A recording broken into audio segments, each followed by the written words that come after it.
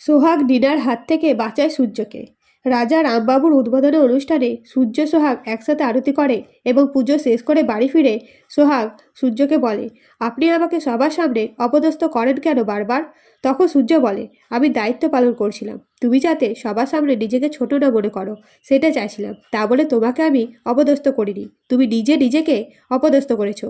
এর পরের দিন সকালবেলা সোহাগকে গুরুদেব ফোন করে বলে, তুমি শিবরাত্রির মতো নিশ্চয় করছো, তোমার বিয়ের পরে প্রথম শিবরাত্রি, তোমাকে একটা কথা বলার জন্য ফোন করেছিলাম। সূর্যের সামনে একটা বড় বিপদ আছে, ফাঁড়া আছে, মারা পর্যন্ত যেতে পারে, একমাত্র তুমিই এই ফাঁড়া কাটাতে পারো শিবরাত্রির উপোস করে।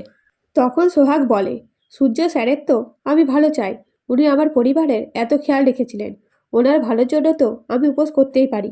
এদিকে গুরুদেব বলে, শিবরাত্রির দিনে আমিষ ছোঁয়া যাবে না, তাহলে শিবরাত্রি উপোস ভেঙে যাবে।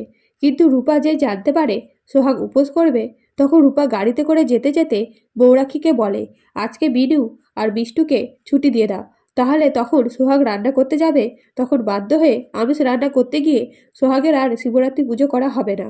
এদিকে সোহাগ রান্নাঘরে রান্না করতে গিয়ে বলে, আমি আমিষ রান্না করব কিভাবে, আর আমিষ ছুলে তো উপোস করা হবে না। তখন সোহাগ আমিষ রান্না না করে সবজি দিয়ে এমন পদ রান্না করে যে সবাই রান্না খেয়ে প্রশংসা করতে শুরু করে। ওপর থেকে বলে, তোমার এই নিরামিষ রান্না আমিষকে টেক্কা দিয়েছে।